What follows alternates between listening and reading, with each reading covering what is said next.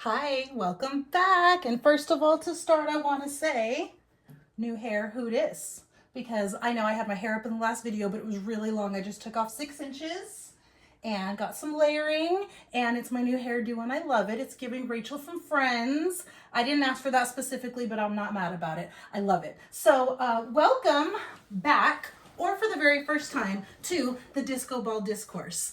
And I'm really excited to do this today. I really started late the other night and I was feeling really tired and kind of out of it, but wanting to get started. Oh yeah, I brought a microphone. I don't know if you can hear me any better with this. I'm going to try it until the battery dies. It's not even mine, it's my daughter's. I did say in the first one, this is a very simple setup. I've got just stuff in my room and I've got a ring light. I'm filming on my phone. Hopefully this works. I'll use it for a little while. If it doesn't, I'll ditch it. I'm pretty loud anyway. But welcome.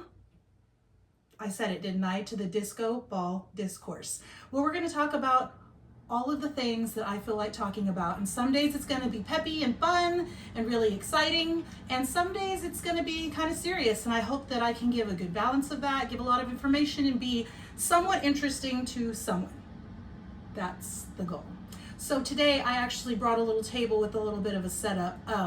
We're going to be talking about me things today, and as the podcast progresses, I'd like to do different episodes on different topics, have some guests and things like that. But for today, I just grabbed some things off my wall. This, I don't know, does it say something? You had me at coffee, because I love coffee and iced coffee. And then this one, which is like the reality of my life most of the time, 92% coffee, 8% dry shampoo.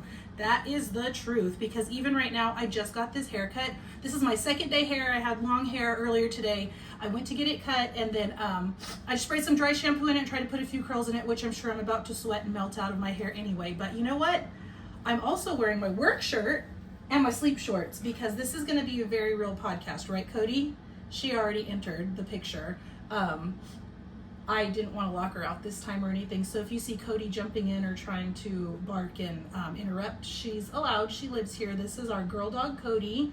She is just at about a year old, and she's thinking of getting my bed, but she knows that she's not allowed on my bed. She can only get on Cam's bed, so she's just looking for some snuggles. So don't mind Cody. She's going to be a super good girl. So welcome. I've thought a little bit today. Actually, I thought yesterday and today a lot about what I want to talk about. And I do want to talk a little bit more about myself and why I'm here. Because why would you at 43 years old start a podcast in your bedroom? That's something to think about. I did do a little intro video to start. The one that you hopefully watched previous to this was about 15 minutes of just me talking about some things. And I don't want to come on here and straight trauma dump. I really don't. I want to keep things pretty positive, but at the same time, there's a lot of my thoughts and perspectives that come from where I'm at right now. And so to start, I do want to say that, yes, my daughter laughs at me because everything is I'm double divorced, and I talk about it all the time, and divorced. Okay, it's a huge part of my identity right now. And besides having been divorced once, which is terrible and hard, I have been divorced twice. Double terrible, double hard. And I know each of those things is really different from, one person to the other. But for me, this is my experience and my thoughts. I'm not going to go too deep into bashing or anything like that, because I did find in doing another podcast before, I did some of that. Not even as much as I thought I would. And I'm not here for that right now. Some days I feel like that and some days I don't. And, I am a very vocal person on Facebook. I type out my feelings and hope that people can hear it. And not even just people, but people that I know, because I am looking for that love and support. And thankfully, I found so much love and support from people around me. And so I just want to talk a little bit more about some of those things and where I'm coming from. I do want to start out by saying this isn't going to be straight, my life's so horrible, everything's awful. To start out with, a lot of people that I watch online or, other podcasts and things that I watch, there's people that are coming to a bad place in their life or to a crossroads because of a lot of childhood trauma. And I want to say, first and foremost, I don't have any. I'm not saying that to rub that in anybody's face. I'm not saying that like, I'm better than you. I'm just saying that as the way I was raised, I can't even think of what was wrong. And even if I could, even way back then when I was like, my life's awful and my parents don't understand me or whatever I thought it was, Having been a parent now myself, I completely erase any of those things that I might have ever thought, because it's very hard to be a parent, and it's very unfair to bash anybody for doing their best. Not anybody out here is given an instruction manual on anything like that. So I don't have childhood trauma. I was raised by great parents. I was raised with great rules and discipline, and all of those things I appreciate very much. I was raised with a lot of values, family values.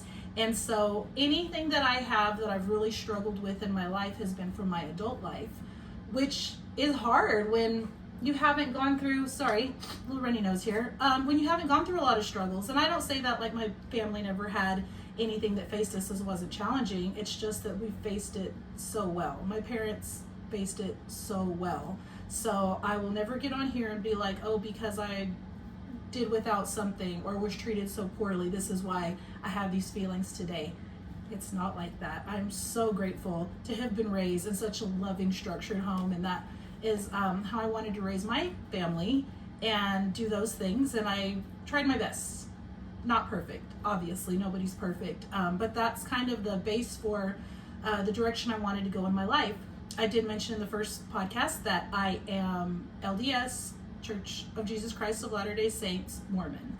And that can mean a lot of things, especially publicly on public platforms, to a lot of people, especially with TV shows coming out, or there's lots of crime cases and murder cases, and you hear the word Mormon, it's just like hearing anything else. You put that religion or that label in front of it, and people want to run with it and make it more sensational than it really is. I'm here to tell you my version. And I actually didn't think I was going to start with this, but I do want to start with this because I want to share this podcast with the people that I know, the people that love and care about me, as well as new followers or listeners. And part of that is my version of, living my faith and who I am. And so, yes, if you know anything about Mormons, they do not drink coffee. I do. It was a tough time getting divorced the first time, and I was a newly single mother with 3 young children living at home who had to join the workforce for the very first time. I was a stay-at-home mom for the 15 years that I was married. I was so blessed and so grateful to be able to do that.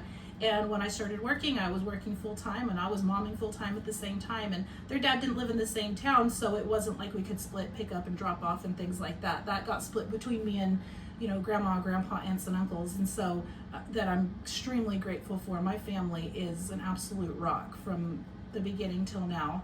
And so I like coffee. That's one thing that if you're going to say, hey, girl, you're kind of off on the Mormon trail here. I like coffee. It's just part of who I've decided to be. I'm still a very firm believer in my faith.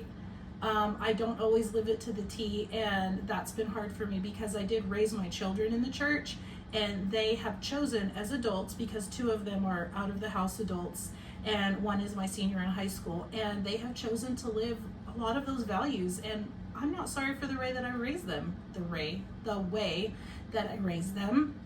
I feel like it was the right thing. I felt like it was very family oriented and with a lot of values. I'm very proud of that. I do not have trauma from church or the way that I was raised. I'm so glad to have been given such a firm foundation. When I did get married the first time, I'm only going to actually talk about this part the teeniest bit, because I was divorced from him more than 10 years ago, and through that time and this development and our continuing to raise our kids, I was fortunate enough to have someone who was extremely focused on being a good dad and raising our kids well. And so I don't want to bring up any bad things or any ill feelings, because the truth is we were meant to not continue to be a couple. It's very sad that you don't get to continue to be a family, but I feel like we've reached, I think we reached a really good balance. It's a really hard thing to try to figure out after you've gone through something like that. And I feel like it took some years, and I feel like we're there. My kids love their father. They are blessed to have him in their lives. I really feel like the family set up the way it is for a reason, for you to have a mom and a dad, and to have both influences and both strengths from both of those sides. And so we've done that to the best of our abilities for our kids, and we have great kids, and I feel like they know that they can call mom and dad and that we're there for them. So that's what I'm going to say about my first divorce. Like I said, married for 15 years, was very committed to that relationship, and things changed. And when I got divorced, I was the most upset about feeling like a failure. Are you sad about that? I felt like a failure. I was, in a church where a lot of people don't actually get divorced. And so to do something like that made me embarrassed. I felt ashamed and sad, and like I should have tried harder and done more things. And so I felt like I just wore a label on my forehead that was like, I'm divorced, I failed. Oh my goodness, girly, are you gonna have to go outside in the middle of this? I'm trying to be serious. Yes? Go outside? Okay, yeah, she's got to go outside, so I'm going to make a jump cut, as Cam would say, and so I'll be back in just a sec. Cody's got to go outside. Okay, I'm back. I was going to try to do that with no cuts or edits, but the dog had different plans, and that's okay. I didn't want to get too heavy. I did want to give some explanations, so I'm going to say that was the first divorce, all wrapped up. Difficult time in life, very hard. I was single for a year, and then I met someone. We started dating. We were very serious from the very beginning, and we ended up getting married. And this one's fresh. And I have more to say about it. A year and a couple of months after he left. I want to start by saying that I loved him very much. Felt like we were very connected as two people, as individuals. I felt like we had a deeper connection than I had even had, with my first husband. And so I was like, wow, I was really given another chance to start over and to do something different in life and to take us a different direction. And I found someone who fits me so well at this time of my life. And we were goofy together. We loved Star Wars. We loved all sorts of things together. And so I really saw myself growing old with him and being a grandparent with him and just continuing our lives together. And so we were married for 7 years and raised a lot of kids together. My kids were with us full time, and saw their dad, on the weekends or any other time that they felt like it or wanted to in another town. And his daughter lived with us for a few years as well. And what I can say is the best thing that came out of that is that the siblings are bonded. They all are.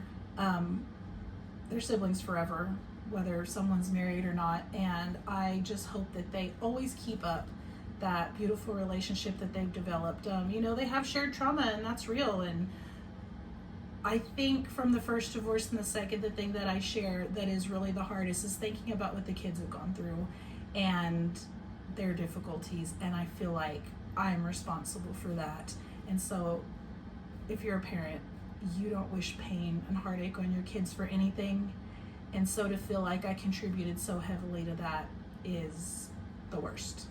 It's the worst. And you know what? I do want to say publicly on a public, I'm going to learn to talk on a public platform that if anyone says, get divorced when the kids are little, it won't make a difference, they won't remember. Or get divorced when the kids are older because they're adults and they can handle it better. Or they're grown up and they can handle it better. I don't think so at all. My kids have been through the divorces of the different ages, and guess what? From just this little group, trauma.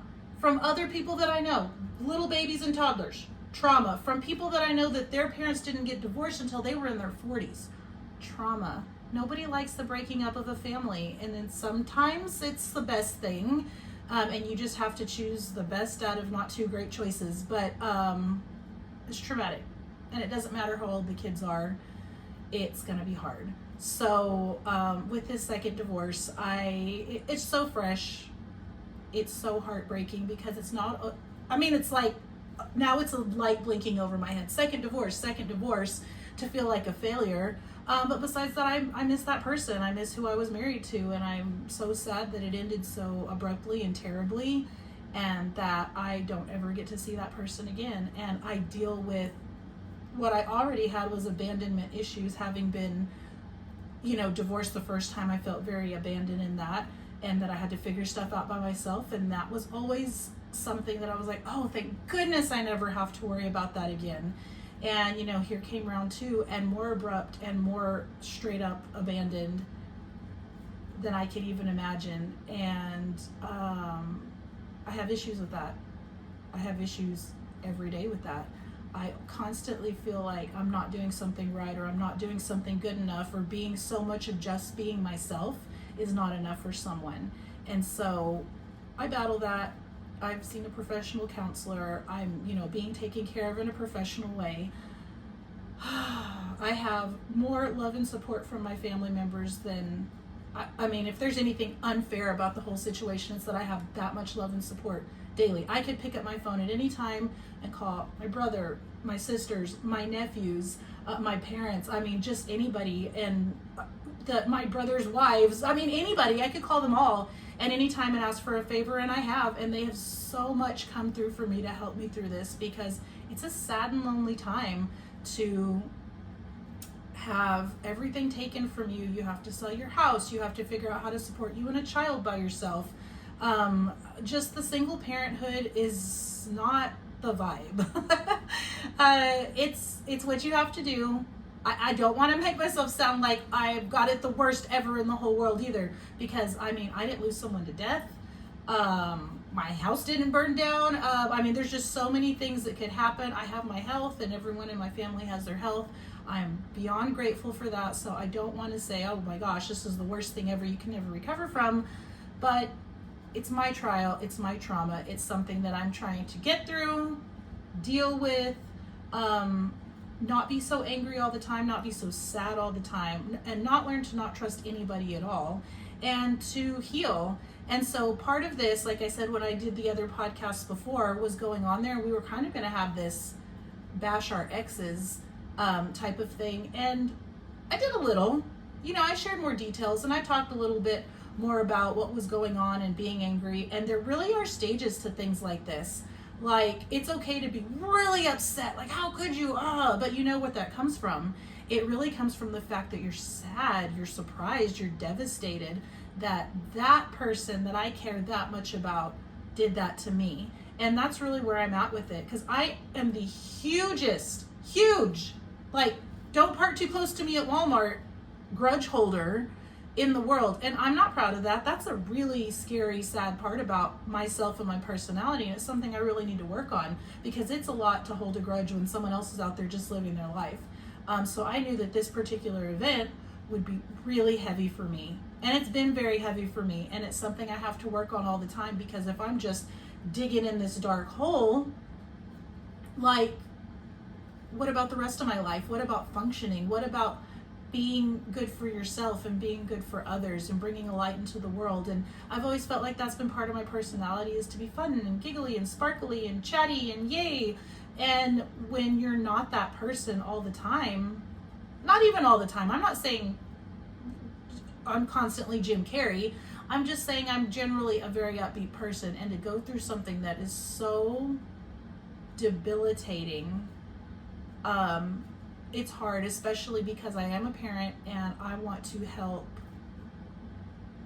be of support and function and bring light to my children and their lives, as we all have to carry on. And we do have to carry on. Like I said, if it weren't for my family members, I don't know that I could have such a positive life. Aside from that, I have spent 40 hours a week at a place that I've worked at. I just hit 9 years in August that I've been there. And I do want to say that my workplace and the people that I work for have gone above and beyond for me in all the years that I've been there. I look forward to being there, and I love my time there. I love my job. I've been very blessed that the majority of the time that I spend in a day and in a week gets to be at a place where I'm comfortable and where I want to be, and with people that I truly know care about me. I work for a small business. Small. It's not a snow cone stand or anything, but you know, it's a small business, and in that we've developed a lot of really great personal relationships, and for the better. It's been really good. And so the day that I had to walk in and say, hey, I think I just lost everything, and be allowed to continue to work in the worst sad face mood ever for months, I was blessed. I needed to be somewhere. I needed to have a purpose. I needed to be at work, and I wanted to take care of the customers. I wanted to be at my post. I mean, I feel like I'm an important part of the business, and I didn't want to let that go. And there is absolutely no way I could have stayed at home and stayed in bed and been worth anything. And so I'm grateful for the place that I love to work and the people that I work for. It has really helped pull me through this hard time as well. And so, oh man, this feels so, I was going to start this. I was making notes earlier. I was going to start this by saying, don't be self-indulgent. Don't make everything about you. And don't be, I don't know if that's the middle child in me, is that don't make everything about you. But I'm really in that place right now. Like I was married and raised children since I was 18 years old. And it's about everybody else all the time. And that's the part you take on when being a parent, you know, especially being a mom sometimes, depending on how your role is.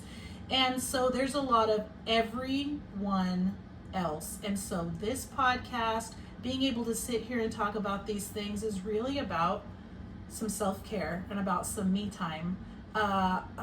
This haircut I got, oh, please don't choke. I got, for the first time as my professional haircut, getting a professional haircut in 3 years.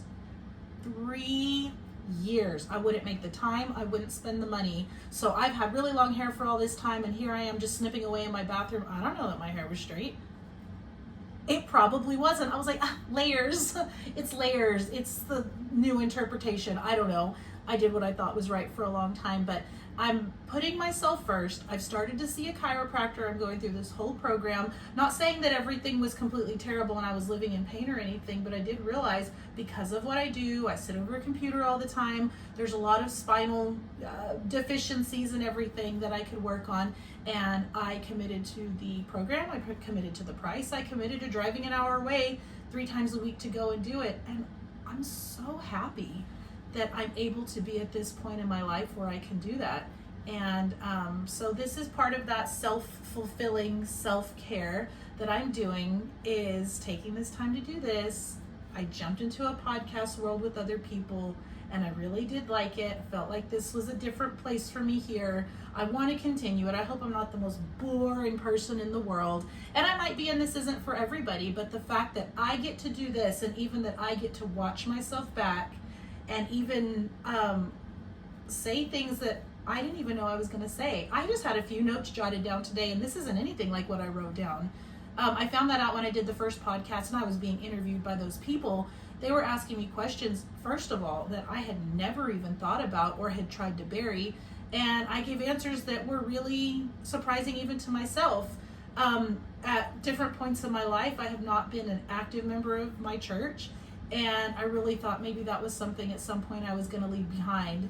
And as I've come through different challenges in my life, I've actually found that in those challenges, I have leaned closer into it and closer to God than I thought I would. And that was a good surprise. It was good to find out that I do have a spiritual connection and faith where I thought all had been lost for a really long time. And I really struggle with that. I really struggle to be vocal with that. I just try to think like, be a good person and support your family. But that's not really enough, not for me. And being able to say, I need help. I need to trust God and ask for his help sometimes is really nice to figure out. Like I said, at one point I thought, I'm just going to go off the edge here and just be like really edgy and like just do whatever I want, rock and roll. That's not really who I am. That can be a part of who I am. I'm pretty fun, I'm pretty silly, but I found that I need spiritual guidance. And I know it's been offered to me and available to me and is always available to me. And I hope to progress in that. My progression's not fast. Even me not being sad or mad and progressing into just doing a lot of normal things has been so difficult for me. So I'm not the best at, number 1, forgiveness, number 2, progression. But that's why I'm here. I'm going to grow. This is a different season of life. I felt such a strong identity to being a young mother. So when I was married and I had, my kids were all 3 years apart, they were all very planned. So at one point I had a 6-year-old, a 3-year-old, and a newborn. Let me tell you, people would see me places and be like, oh honey, you have your hands full. And I was like, I know. I mean, I did it on purpose too, but I mean, I know. And it really was, I would say a hard time in life, but as far as my personal fulfillment, I was an extremely fulfilled person because I wanted to have my children. I invited them to come to this earth and to be part of, you know, my life in this family. And so I loved all the busy, all the things, all the combing the hair and the bath time and the braids and books before bed and the schedules and the backpacks and people getting green bears and yellow bears and all the school drop-off lines. And I was a minivan mom for, let me see, was it all 15 years? No, I think it was when my youngest was born. So, oh my goodness, I was a minivan mom until actually a couple of months ago. So I was a minivan mom for 17 years. My goodness, I remember the first time we had to transition. It was, we had just had the baby and we had, it was like a 1994 Toyota 4Runner in forest green. And so we had a big car seat and a booster seat with a 3-year-old and a 6-year-old, and the baby came along and we had to put a car seat base and a car seat in there. Oh my, let me tell you how they didn't fit. And I was like, hey, we can't do this. Like, we have to have 3 kids secured in a car seat in this back row at all times. So we went to the minivan when my youngest was a baby, and I never looked back. And I love all the minivans. I love minivans forever. I'd drive a minivan right now if number 1, the one I had worked for anything. And number 2, if I had anybody to put in it. And right now I don't have anybody to put in it. I'm always driving by myself now. I love the minivan life, and people would tell me all the time, hey, you should get an SUV. And I'd be like, hey, have you ever been this short before and put babies in car seats? It's not working for me. I know people do it. I know that's for other people, but listen, I live in a small town in Texas with 20,000 people, and whether I'm getting out of the DeLorean from Back to the Future or a minivan, I'm taking 3 kids out of it. So look, it wasn't about my pride. It wasn't about looking a certain way. I was like, this is so functional. Look at these doors on both sides. And look how I only have to step up this far because I'm 5'1" to get up in here and put these car seats in here and little ones buckling themselves. Oh, I look back at those times and I'm so tired when I think about it and so happy at the same time. So my kids and anything I'm going to talk about with them or to them is, it's hard, of course, but it's been very fulfilling. I got through a huge portion of my life being fulfilled by the love and responsibility for my kids and the things that reciprocated from them. So I'm not being cliche when I'm like, my kids are my world. They are my world. They really are. And it doesn't always feel like that. Yes, I was a mom who yelled. Yes, I was a mom who spanked her little children whenever they were in trouble and someone sat in the corner. And, you know, there's been tons of times you can ask them that they did not like me. But that's, I mean, are you really being a parent if somebody doesn't like you sometimes? So my personal character development has been, you know, marriages and children for all of my adult life. I, you know, got married when I was 18, also on purpose. Had my oldest right before I turned 20. So I was 19 for a couple of months and turned 20. And then I've had kids since then, and they really are my life and my joy and have made everything worth it. And if I really had to look back, and if someone asked me, well, if you could go back in time and start over and meet someone else or go to college or do something completely different, would you? No way. No way. If this is what I had to do, and if this is what I had to go through to have these particular 3 little spirited beings be a part of my life, I wouldn't change a thing. And I totally mean it. And I didn't mean to get super much about that.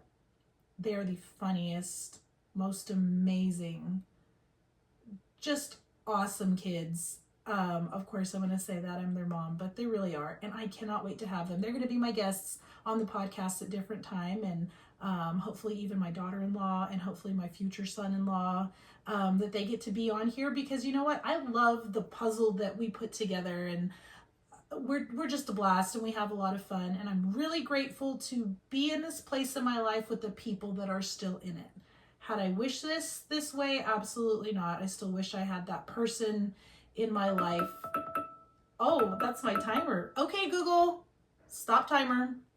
I'm going a little bit over because Cody had to go outside. I'm trying to time myself and not ramble for too long. But if this is where I'm at, and this is where I'm supposed to be, to have all of the people that are in my life, I'm happy. And I'm going to be happy, and I'm going to find a new path. And that's just the scary part about it, is getting to a point that's totally unexpected and then having to go, oh my gosh, I thought I was going this way, and now that road doesn't even exist anymore, and I've got to find something else. This is finding a new path. Sometimes I feel like building it. Sometimes I feel like I'm scraping through a new little dirt road, and I'm going to have to make up a new direction. That's okay. That's okay. Had you asked me a year ago if it was okay? Absolutely not. I do want to throw this last part in here because she's going to come up, and because it is a huge part that I have not fully dealt with. But the week before my ex-husband left, I got a phone call that one of my best friends for years and years was killed in a car accident, very unexpectedly.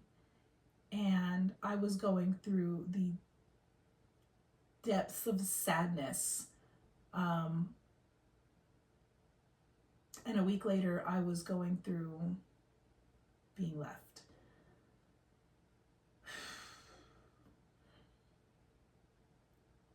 I hope to explore that sometime. It's really hard to talk about because through this time, even with my other friends that are really close, and we were all this group together that lost her, it's really something to try to process when someone's taken from the earth so soon. And maybe this podcast is going to help. Maybe I'll talk about it more. I will absolutely reference her because of some of the subjects and things I'm going to bring up and talk about, because she's a huge part of it. It was a huge part of my life. If there's someone that's not a family member, I can say that I love her. And I'm not an I love you person. I am really tough to say I love you to anybody. And these women that have been in my life over those years through this particular group, which I'll discuss sometime, we love each other. And we lost one. And that's deep. And so whenever I had to couple losing her, going to see her, I helped to do her hair and check her makeup. I didn't need to do anything for her makeup, but I brought my hair stuff and went to the funeral home with another friend, and we worked on her hair, and went to the what do you call it the day before? Like sometimes they call it a wake or a viewing, and we went to that the day before, and then we went to the funeral the next day. And I'm being totally serious. I don't know if it was a week or week and a half exactly. It was back to back though. Later, my husband leaves. I hadn't processed one huge life event. The second one knocked me out. And so I didn't want to get this heavy. I think it's because I don't want to admit a lot of these things, but I'm going to do it. I can do hard things. I've been doing hard things, and I'm going to continue to do them. Talking about these things is going to help. I hope it's for other people to help as well, because I've been watching and listening to one of the murder cases and big trials that I do want to talk about. The last surviving family member has a podcast, and it's actually amazing. It's called The Scar Wars. I love it because it's a play on Star Wars, but also because it's talking about the deep scars he has from losing his entire family, and a lot of it to murder. And he's talking about how he's processing these things and getting through them, and the level of forgiveness that he can give to the person who facilitated all of this. And I'm like, wow. I mean, I look up to him. I look to him for strength. I look to see how he's gone through these things and become a better person, instead of just staying in that terrible shell or taking his own life because his situation was that serious. So if I can offer in any way a smile, fun, or any insight to something that someone else is going through, I truly hope by me being a rambling mess that I am helpful to other people. I do. I really hope that. I hope to get that happy girl back more full-time than she has been. That's why I said when I was decorating my bedroom, I was like, sparkly lights and disco balls. It's a fake it till you make it kind of situation. I'm not all good times. But I want to be back to that. And I want to be a positive person for my kids, for myself. I want to pay back my family members in a way that I can be good enough that when they're going through something, that I can be there to be their rock and be like, hey, here I am. What do you need? What do you need help with? I'm strong enough to be here for you. And so I really want to do that. And I guess I've rambled long enough. I didn't drink any of my water. I wiped my nose and choked a couple of times. But you know what? This is really bedroom, sit on the bed, slumber party type discussion. Hopefully it'll get a lot better, especially when I have my kiddos on as some guests. Thank you. If you've watched this far, thank you for taking your time to listen or to watch and to listen to my rambles. Everything won't be about me. The next thing I want to talk about is the Joker 2. I forget what else it's called, something in French. I want to discuss fun things. I want to discuss a lot of other things, but this is kind of my long, and it was self-indulgent, even though I didn't mean it to be, intro about me, some of the things that I'm going to talk about. I'm actually not going to dive into a lot of sad things if I can help it. I really don't want to do that. I really want to focus on the healing, but I'm going to be casual. I make my bed for this. I'm telling you, this is the only time it looks this good. But like I said, I'm wearing a work shirt, sleep shorts, and my favorite I've got to show off, jellies. Can you tell I'm a 80s baby? I mean, these were awesome. I ordered them. They're really cute. They've got daisies on inside, and it's got like a tiny little heel, and I love these shoes. I love them. They're the best. I want to talk about things from the 80s, growing up in the 90s, fun things that make us happy, and sometimes serious things that are going to help us grow. So thank you so much for being with me on this journey. I really hope this is a success in some way, even if it's a personal success. So thanks so much. I'm not going to drink any coffee right now because it's nighttime and I don't need it. Have a great day. Have a great night. And I'll see you next time. Thanks for joining the Disco Ball Discourse. Bye.